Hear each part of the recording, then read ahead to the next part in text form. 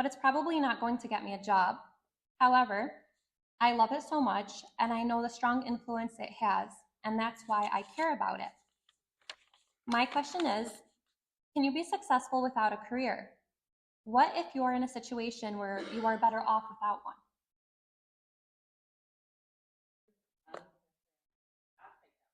So let me say this. Anything that you're passionate about can turn into it. So trust me when I tell you, when I started my business, my dad was like, "Look, you cannot start a business.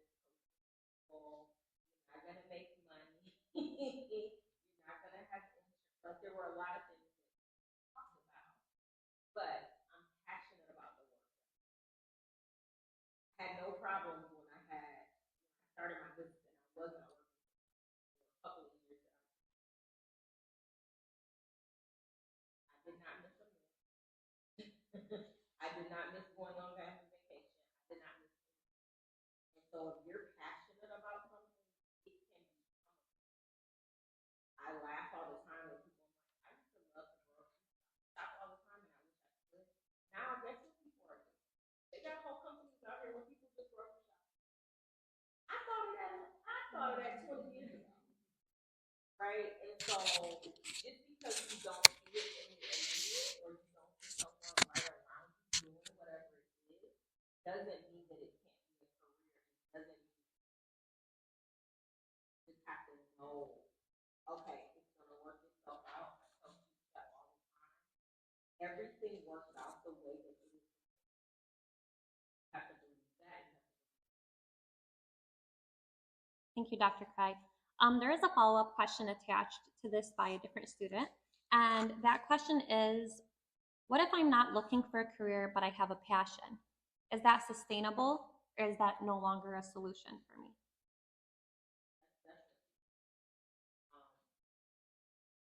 I think also what you find at a university is there are so many things.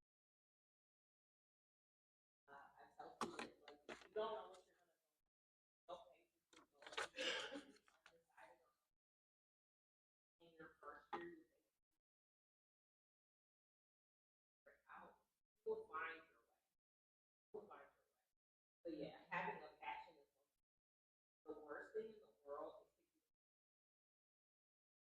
is to make money. It won't last. So my undergraduate degree is in finance. Because my dad told me I had to be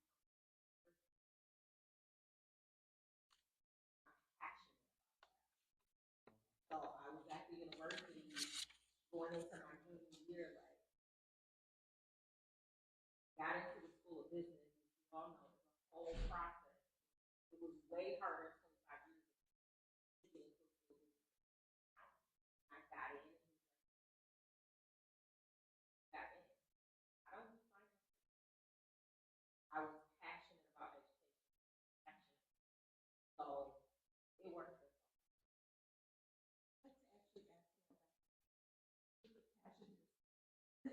When you work from your heart,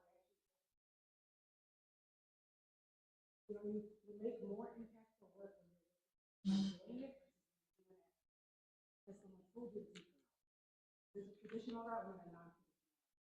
As society, we tend to focus more on the traditional podcast versus the non-traditional where you actually follow it. Even if it's a way or different from the last. You could actually be doing yourself a big favor by following it. Opening up doors and you're showing the world. I hope that helps them out.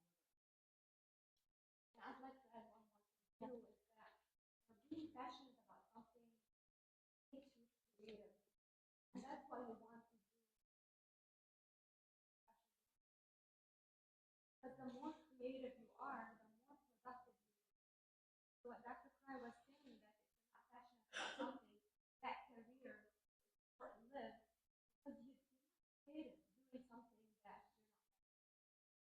So passion drives creativity, and creativity drives productivity.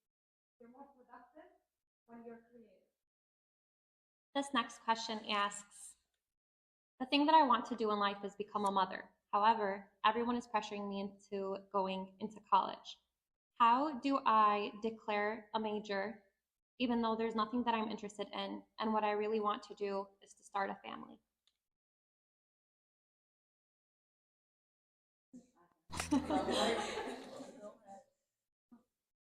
Okay, I'll take that one. I say to many of my friends and many of my colleagues, life is not black or white. There's a lot of grays.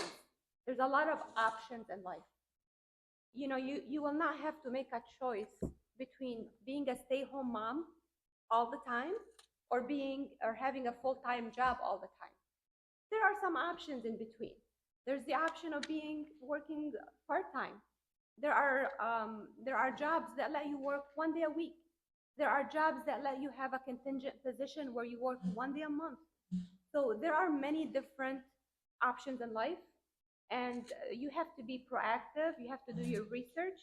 You're not gonna jump into a career without knowing what that career entails for you to do. So this is what I would say. It's not a sacrifice between being a mom versus working full time. And if I may add one more thing about this point is that um, can I say something about that? Yes. Where do people go wrong? People go wrong when they lose sight of their priorities in life. As long as you know what your priority is in life, you're gonna do what's best for you at that time. So let's say, I have a profession, but I know I also have a family. In my family right now, I have children, they're young, they are my priority. What I will do, I would probably take some time off from my career at that time for me to do what I need to do the most at the moment. So as long as you know what your priority is in life, you will not go wrong. The minute you go wrong is the minute that you lose sight of what your priorities in life are. Are we going with the questions, Layla? Yeah. Why don't we address maybe the follow-up questions first, and then we'll move on to different topics. Go ahead.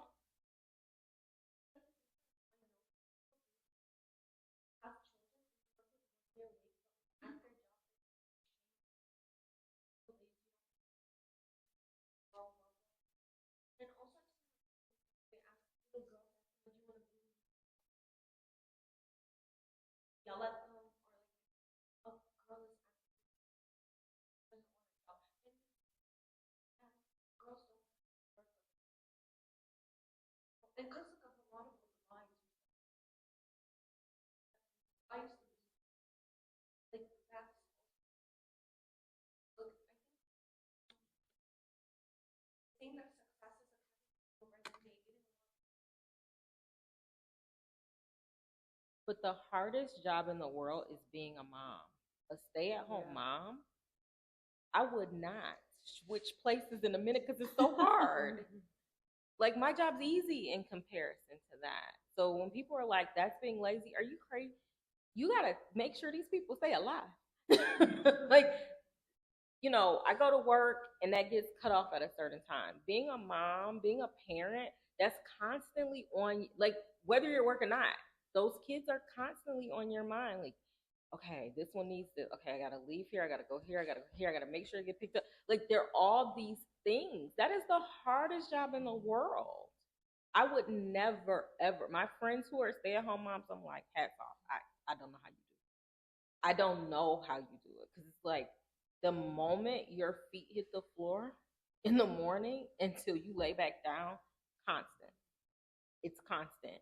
So there's nothing lazy about it at all. I think that falls on what I was talking about earlier is traditional and non-traditional. It's just traditional, we're more likely to go to it. Non-traditional is just, it's riskier because you are going to hear things and maybe you're going to hear perspectives that are different. But the biggest thing is the perspective. If that's the route you're willing to take, and to jump to what Dr. Maha said, if you are willing to prioritize that, there's no way you can fail at it. And I think that goes the same way with everything else in life. Specifically, if you want to be a stay-at-home mom and maybe working 1 to 2 days, you have to learn in life to kind of block out the noise that comes from following a non-traditional route. And there'll be lots of noise Yeah. as a woman. Let me be very clear with you. whether you decide to stay home or you go out. You will not believe the things I've heard as a woman of color. Me going to get a doctorate, me staying in school as long. I mean, you're gonna hear noise. You have to block all that stuff out and do what you know is in your heart. I'll add one follow-up statement to that because there is a subsequent question that touches up on this a little bit. I know you're all here because you're very hungry for success. You wouldn't be here if you weren't looking at the next chapter of your life and wanting to make sure that you have your priorities in order. And the reason why I mention that is just because you're hungry for success does not mean you should be in an environment where you are sacrificing one, your priorities, two, your mental health, and three, the person and the human being that you are. Everyone in here, for the most part, is a person of color. Many of you are young women, and many of you are young men, maybe looking to start your families or taking that next chapter of your life. And you should not be sacrificing anything or being told any of that information. One, because it's illegal, but two, because your employers are just that. They're your employers. You're with them to make money. You leave when you're done with the day, and you will always find better employers. So the next question is, when looking at college essays, what are the red flags? I can tell if a parent wrote an essay because there's language that you use at 16, 17, 18, and there's language that you use in your 30s and 40s that sounds very different. I've had students where the mom is from France, and so the way she words things is very different. So I'm reading the essay, I'm like, your child was born and raised here. He does not use that kind of language, right? And she's an engineer, and there's a certain tone and texture of like what she wrote. And I sent it back and I said, this is lovely, and I think you already have 2 degrees. Mm-hmm. So a red flag is knowing when a parent has written something. The other red flag is when you don't answer the question, right? They give you a prompt, answer that prompt. If it doesn't answer the prompt, remember, these people are reading hundreds of essays. They will just move on. And they will go, oh, they didn't answer. They didn't read it, so never mind. Let's move on, right? But write your own essays. And then make sure you get someone. I don't recommend parents proofread essays because it's your baby. So you're biased, right? But get an English teacher or get someone else to read your essay so that they know that it flows well, that you've answered the questions and things like that. But don't let anybody else write your essay and just answer the prompts. Those are the big things. And then would you put your weighted or unweighted GPA on your college application? You put your weighted GPA. It depends on the school and how they recalculate. So every school is going to look at your transcript and recalculate your GPA, right? You're going to put on there, I've got a 3.9. They're going to look at your transcript and they're going to calculate your GPA based on their own process, right? So places like Ann Arbor and other schools who they don't look at the quote unquote weight. So they're going to go, and an A is an A is an A, right? So it puts everybody on that 4.0 scale. But then they're going to do what I told you. They're going to look to see, did you take those AP and did you take those honors? Everybody gets put on this unweighted scale, but like schools like Dearborn, they're going to look at your weight, right? So I say just go ahead and put your weighted GPA down. The school will do what it needs to do from there. And then how heavy do you think the SAT scores impact your college application? Is it a deal breaker? Sorry. Not as much as it used to be. A lot of schools are now test optional. So when COVID happened and students weren't able to get out and take tests, a lot of schools became test optional where you don't have to use test scores. So I tell students, if your test score is not reflective of what you know you're capable of doing, don't put it on there. If your test score is lower than what the average is at your high school, don't put it on there, okay? Because you have the option of going test optional. So use that option. So it's not a deal breaker like it was 25 years ago when I was doing admissions and it was like GPA test score, that's all they looked at. They're going to look at other things, but back then you didn't have the option of saying, no, I'm not putting it. It was actually on your transcript back in the day. So now you have the option of deciding based on the context of my high school, is this a competitive SAT score or not? That will let you know if you should add it or not. The subsequent question, there are two, so I'll go ahead and combine them because they ask the same thing or approximately the same thing. The first is, has anyone on the panel ever applied for scholarships for college? And what is the process of applying for scholarships? I applied a very long time ago, so I don't know. So it depends. So a lot of stuff I'm gonna say, it depends. It depends, right? So some of the schools that you're applying to, they're gonna automatically consider you for scholarships in the application process, and there's not a separate application to do, right? You're gonna submit all of the things in your application, and when they're reviewing you, you're gonna get an admission letter, and then the next set of letters you'll get, and sometimes even in that admission letter, it'll say, congratulations, you've also been awarded whatever the scholarship is. If you're looking at outside scholarships, again, there's going to be an essay involved, so just get used to writing, okay? So make sure that you're doing the essay, but also make sure that you're turning stuff in on time. Like I joke with students all the time, y'all have these smartphones. There's like this thing in there called a calendar. It's like amazing. You should put your deadlines in your calendar so that you're submitting things on time. And look around for scholarships. Don't just assume that the school will give you a scholarship, right? Look in your community for scholarships because there are always things out there floating around, and look at your high school. I also applied to scholarships back when I was in high school, and as kind of mentioned, there are scholarships that come from applying to the actual university. So, for example, my younger sister Sada, she applied to the University of Michigan, and while she was applying, they chose her to be one of their scholars to get a full ride through that scholarship. So that will happen, right? But then there's the second piece that you apply to externally, and the best way and the way that I found out about these scholarships is through my high school counselors. So when you become seniors and juniors, you will be getting emails from your counselors of the ICA has a scholarship. There's like a 500-word essay, fill that out and submit it, and there's certain deadlines. So I think the best way to find out what scholarships to apply for are from your school counselors, letting them know what you're looking for, and then doing a little bit. There's also external scholarships that you can find out about, like there's the Coca-Cola scholarship and other big ones. So I think the answer is just do your own research, reach out to your guidance counselors, and then also understand that there's two different types of scholarships within that. There's some that will go directly to the university, and then there's some that will be paid out to you as cash. The consideration of if it goes to university is that it will affect your financial aid. So for example, if you get money from a certain scholarship that goes to your university, you might lose, they might just deduct financial aid and you won't really get any new, it won't contribute further to your education. So like look into it, do your research, and then figure out what avenues you should apply to that will most likely support you the most financially in affording college. I'll add one statement to that because I had to apply to scholarships twice, unfortunately. Scholarships.org. You guys, there are so many scholarships out there where you have to write like a 200-word reasoning as to why you want that scholarship. 200 words is like a long text message to your best friend. I promise you, it'll take you 30 minutes. And one more thing I want to mention is the technology that we have today is truly unparalleled. I know you guys all know what ChatGPT is. Don't even try to pretend like you don't use it. Use ChatGPT. ChatGPT should not be answering your scholarship questions, but ChatGPT can fact check you.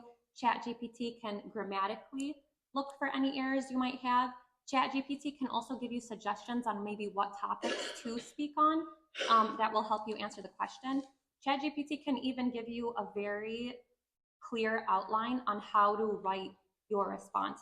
So I really, really recommend use the resources that you have because other candidates will be doing the same. So I think we kind of answered this already, but what are some things that colleges really don't like seeing on applications? Don't they like this? Well, I will say this. They don't like that the student has empty extracurricular lists, right? Remember I said there are 10 spots for you to put extracurricular things. They do not like for that to be blank. I joke with people, if you've got a 4.0 and a 1600 and no activities, you should have a 4.0 and a 1600 because you don't do anything. We want to see that you are a well-rounded person, which means outside the classroom, you have something else going on. So they don't want to see okay, I did nothing. If you're applying to places like Michigan and Michigan State, or they're asking you in an essay, like, why us? Please don't talk about athletics. The people reading them, I've never been to a U of M football game, and I have no desire. So, like, when they're having a football game, Teresa's car goes in the opposite direction, right? Because I don't want to even be anywhere with all that crowd. So the people reading care nothing about athletics. So if you write an essay talking about how you excited to go to the big house and see the game and this and that, and nothing about academics, you're out. So, yeah. So a follow-up to that, since you're talking about athletics, if someone is involved in their school, such as sports, but also other organizations, is that something that colleges look for? And what if your grades are fine, like B's, or you have some A's on there? And for clubs, what is some advice for choosing the right ones, and what would universities like to see? I guess the word we keep hearing is what you're passionate about.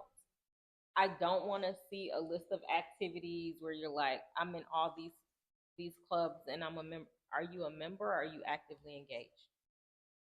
If you're in a club from 9th grade to 12th grade, I want to see progression, so that by the time you're in the 12th grade, you're part of the e-board, right? You're the president, you're the vice president, you're the treasurer, you're the whatever. Active engagement is what's important. So they want to see, not, oh, this year I did this, but next year I did this other thing, and then the third year I did a separate thing, and then the last year I did.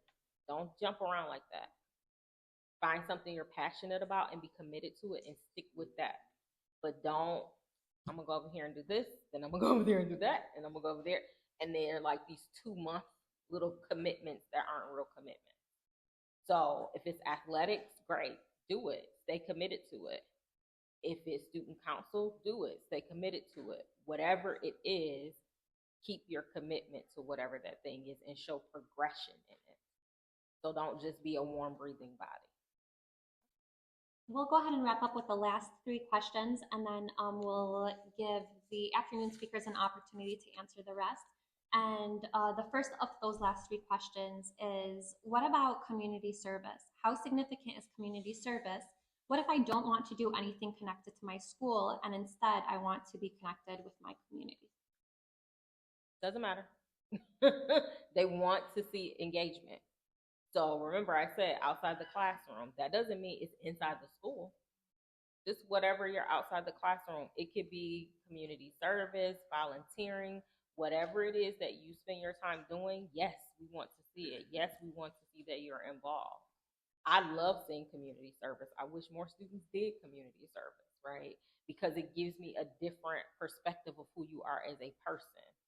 Remember the holistic word, well-rounded. They want to know that you're more than a GPA and a test score. What else do you have going on? So if you are volunteering and you're working with students with autism, or you're volunteering and you're working with people at a nursing home, I love old people. Old people are the best.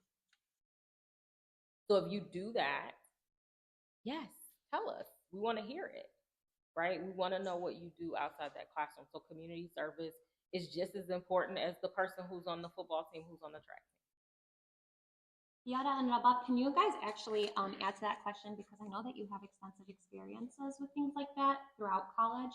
And I know some students are concerned about maybe balancing their college workloads while doing community service or being more active on a day-to-day basis. Just really quickly, so I have a nonprofit actually with Bren. I juggled that during undergrad, and then I also was working 3 days a week and then doing an internship in the other 3 days. So just to generalize, it was 5 classes, internship, work, and a nonprofit. The reason why I'm mentioning it is not to brag. I'm mentioning it to show you guys that it's possible. Juggle community service, giving back, helping community members, and still working on whatever it is that you're trying to work on, whether it's attaining that degree or getting that job or landing that internship. In the moment, it felt impossible, but I look back and I think, wow, I did that. I just finished everything. So if you're in that situation where you're wondering just how impactful is community service, And just to add on to Dr. Fry, I'm sure universities love that. I'm sure they love to see that you're not just a student, you're beyond a student. You're a community member, you're a sibling that helps, you're a neighbor that helps, you are a entrepreneur, you are a person that has ideas beyond just a student. When you define yourself as one thing, you're limiting the capabilities and opportunities you could potentially get. That's kind of my input on that. I'll leave you to add to that if you'd like. Yeah. I get this question a lot in terms of like, what should I do in high school in order to be successful? Do I need to follow a specific path? Do I need to do community service? Do I need to do certain extracurriculars? And I think we've kind of all touched on this, but it's true in high school and it's true in college. It's all around your passions. Things that you do out of like for yourself, you will find time for, and you will manage and you will balance. But if you are doing things because you are forced to do them or because you think that you are checking a box, then you should not do them. And you should not invest your time in those things, and you should find where your passions actually lie. So when I was in high school, I did like 500, 600 hours of community service. But why did I do that? Like I went above and beyond. I met my basic National Honor Society requirements. But the reason I did that was because I enjoyed being in the community and I enjoyed being a community member. So I think the question you have to ask yourself is do you care about it and does it add to you? And I think when you actually look at your application, there's pieces, and it's the piece around being holistic is great, you have good grades, but are you a good person? Or what are you going to contribute to the college that you are applying to? And things like community service are good indicators that you are someone who wants to actively give back. Colleges are looking for someone who is going to match with them and is going to give back to their community. And things like community service are really big indicators that you are passionate about these causes. And so I think that's true for high school. And then when I got to college, it's the same. I did very similar things to what I did in high school because I cared about them. So I would run for president of my dorm because I wanted my dorm to be a place where everyone enjoyed it and everyone was getting the resources that they needed. And so I think just like take the step back of what do I care about? What is the impact that I want to have? And then choose what you do that to match those same like principles and those same values. This question asks, my school is an IB school and it offers AP classes as well as dual enrollment with a community college. What are colleges mainly going to look at? Should I choose one over the other? Yes, you should. You want to push within the curriculum that is available at your high school first. So universities do not want to see you go do dual enrollment if you haven't pushed within your high school curriculum, right? So a lot of times students are like, well, I'm going to go take a community college class. Didn't take any AP classes at your high school. Like, what are you doing? That is a red flag. So when I was in Ann Arbor and we would see students and they're doing dual enrollment, but they're not taking AP IB courses at the high school that are offered, something is off there. Right now, if you're pushing within that curriculum, and I have students who are like, I've maxed out of the classes, like I've maxed out of the math classes by the time I'm a junior, then you go take the dual enrollment class, right? Because you're going to the next level and the school has nothing else to offer you. But they want to see you push within the curriculum in your high school first. Can I add to that? Yes. I was just going to say, I think the first question you need to ask yourself though is where do you want to go / because for a school like Ann Arbor, that is true. You want to take all of your AP classes, then you want to take your dual enrollments and you want to do all of those things. But let's say your goal is to go to, for example, U of M Dearborn, which is a great school. But if your goal is to go to U of M Dearborn, maybe it's beneficial for you to start getting some of your classes out of the way. You can dual enroll and you can benefit and you can graduate earlier. But I think there's a little bit of setting the stage of what your goals are down the line. And if you want to go for an elite college, then for sure, take your AP classes and push to take those internally and build your community in your school before you go and dual enroll. So the guidance kind of shifts a little. So I left this question for last because this was actually a huge question I had when I was in high school and no one solved it for me, which is why I was Googling highest paying jobs. And this question is, what if I thought I had a passion, but the spark disappeared and now I don't know what I want to do? I tried looking for new things. Is there anything I can do to find a new passion, or should I try to fix my old one, even though some people say that my old passion can't even get me a job? And if All the panel members can make a statement on this because I think this is extremely significant. And studies show that 65% of students actually experience this before the time that they graduate college. So a lot of students step into college, lose their passion, and now need to pivot their career paths. I guess the question becomes why you lost the passion, right? So, example, my degree is in finance. I'm not doing finance, right? However, and part of it for me was, oh my gosh, how am I actually going to help my community with this degree in finance? Like, what am I actually helping people with it? Well, what I found out was I could. So my career started in financial aid. So I used what I knew and married that with being a community member. I love the way you put that. Being a community member and helping out in that way, right? And it reignited the passion for numbers and things like that through financial aid, which I didn't. Most people who are in higher ed fall into higher ed. We don't, like, nobody looks around and goes, I want to be a financial aid person. I want to be an admissions person, right? But if you lose it, like, why did you lose it? But also don't look at it so narrowly of like, this is the thing I thought I would do and now I can't do that thing, so it's all gone. It's not all gone. You might have to reimagine what it looks like. So I tell students I had no idea having that numbers thing, and then it went away and I'm like, I can't do anything with it to help my community, I'm gonna leave. But it came back to me in a different way. I've sat on national panels for the federal government because of it. I would have never thought that that was a possibility. But you have to just figure out how you can marry like what that passion is with the goals, right? And maybe it does switch, and maybe it is something else. You just explore a little bit. I think we get too caught up in at 17 and 18, you got to figure out the rest of your life right now. I'm in my 40s. I'm still figuring out some stuff. Okay. So don't feel like there's so much pressure that you got to figure it out right now. And also don't look at things and go, is this going to make me the most money? And so therefore I want to do that thing.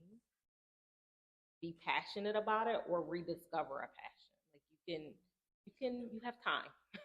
You have time to explore. I really love that last point of you don't need to know everything at 18. You don't need to know everything at 20. You don't need to know everything at 25. The thing about a career is it changes a lot.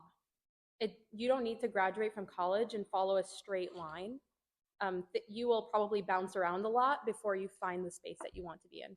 So I talked a little bit earlier, and I didn't tell you all what I do right now, but I studied bioengineering. I decided in high school that I wanted to study bioengineering and that was going to be my passion. I studied bioengineering, and then at the time I was graduating, I kind of came to a few different realizations. I was like, I don't know if I want to be in a lab. I don't know if that's what I want to do. The other realization I came to was I wanted to move back to Dearborn. I loved Boston. It was great, but I wanted a really good job here, and I wanted to be back home with my family. And I also realized so in the process of all of this, I also realized some of the things that brought me joy in college. And so again, it's like, sometimes you have to step back and be like, oh, I'm doing those things and I'm just kind of doing them. And there's something there. There's a little bit of a pattern. So I realized that I always liked really diverse experiences. I liked learning fast. I liked travel. I liked trying new things. I liked really hard problems. I loved solving very hard problems, things that other people couldn't solve. That was my favorite thing to do. And so and I loved working with people. So when I was graduating, I was like, okay, what job gives me all of those things? And I actually found a different career. I've pivoted into a role now, and I work as a consultant. And so what my role really is I work on short stints of projects with different companies, with different governments, with different entities, different nonprofits. And so I'll work on a project for maybe somewhere from 4 weeks to 6 months to a year, just kind of depends on what I sign up for. And I work on that project and I solve whatever the problem is that group of people could not solve. So I come in and I'm like, all right, well, let me think about how I would break it down. So, and the reason I love my job is because I get to constantly check all my boxes. I get to live here. I get to explore constantly. I get to be a people person and work with people and all of those things. I get to still use my engineering mindset of how do you break down a problem. And so I think that the answer to this question is I feel like just think about the good part about college is it sets you up with the right skills. And so even if you don't know necessarily your passion right now, it can change and you can figure out where you want to go next. but think about the skills that you want to develop in this moment in time that will help you in the future. If that's finance and that sets you up great to be a financial aid counselor, think about how you can leverage your skills to kind of continuously move maybe a little bit closer to the right direction, and it doesn't need to be a straight shot right from the very beginning, and be comfortable with the fact that things can change. So I don't know if that's Great answer. helpful. I think that some confusion is okay. It's okay to be confused in the beginning. And even if you think you know in the beginning, down the line, the confusion might come again. So this is all part of the journey. But I think Kiara touched on a very, very important point. She said, I love working with people. I love solving problems. Kiara knows herself. So it all starts with self-awareness, knowing yourself. And no one really can answer those questions for you more than yourself. So I may not know what I want to do in my future, but I know what topics I like. I know what subjects attract me. I know what subjects I don't want to deal with. So knowing in the beginning, I did know that I want to go into medicine. And medicine, as you know, is very competitive to get into. High scores were something very important at that time, still are in many ways. So we had to maintain a high GPA. And even though math and physics, for example, were not the subjects that I had an interest in, I still got A's in them because I needed to maintain a high GPA. But I knew, even though I had A's in these classes, I never wanted to deal with physics after finishing my physics class. So this is where you have to answer the question of what subjects you like the most, because this is what you're going to be surrounded with for the rest of your life. So knowing the subject is very important, and then knowing the environment, exploring the environment. We spoke earlier about shadowing. This is where you go, okay, I like the field of medicine. I like the subject of medicine, but do I actually like being in a field where I'm dealing with sick people all the time? And no one can answer these questions for you other than yourself. It's okay to be confused, but at the end of the day, you need to sit with yourself and introspect and think about what are the things that you like. Are you a people's person, like Kiara mentioned? Do you not want to deal with people? Are you more of a computer person? You just want to sit and use your technical skills away from people? So all of these things are things that you have to think for yourself. And the way you would know if this is the right path for you or not is by getting your hands wet in that field prior to going into it. Okay, so again, someone applying into medicine, go work in a doctor's office or in the hospital, see what it actually feels like. That will give you a lot of the answers to these questions. I'm going to do a final touch up on the confusion emotion. I feel like when you're in your teens, it's one of the hardest emotions to feel, especially when everyone around you seems like they have it figured out, or they're claiming they know what they want. When you are a 16-year-old, a 15-year-old, even me, I'm 26, and the moment I feel confused, I'm like, oh my God, here we go again. Now I have to figure out what I need to do.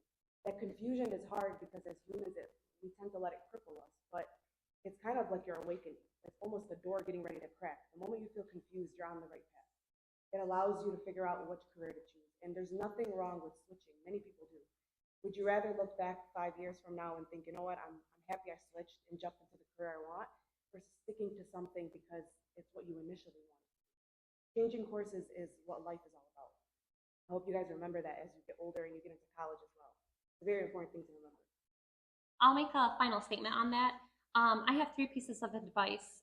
The first is you had to ask to use the bathroom a week ago. Once you graduate high school, you're not going to be your whole self. Know that. You are not your whole self at 16, 17, 18, even 19 and 20, which is why my second piece of advice is take the general ed courses. Once you start on, for instance, a pre-med career or a pre-law career, guess what? We were all in Bio 1500 or Bio 1050, and we all had to sit there and take that class. And to this day, there are things about a mitochondria that I know that I don't know why I know. But it's important because you're going to need to get those credits done anyways. It doesn't matter if that's the career that you're going to choose or not. And my third piece of advice is you don't know yourself as well as you think you do. You're very lucky if you do, but you don't, and I guarantee that. And the reason why I say that is because I was an introvert until maybe my second or third year of undergrad. I thought, I'm like, okay, I'm gonna be a neurosurgeon. Obviously, that did not happen, but it didn't happen because my scores were lacking or my GPA wasn't high enough. It happened because I found a passion in talking to people and healing people in ways that I didn't think were meant for me. You'll find yourself as you go, and sometimes you won't know if you're making the right choice or not. Just because your parents tell you you are, or your friends are like, yay, we're gonna go to nursing school together, doesn't mean it's right for you. Challenge yourself, take a path that maybe hasn't been done before, like Yara did, or put yourself in circumstances that you might not be comfortable, like Rabab did, or Dr. Maha did when she went to med school, when a lot of young female Muslim women were not going to med school. So those are my pieces of advice, and if we can have a round of applause for all of our amazing morning speakers, please.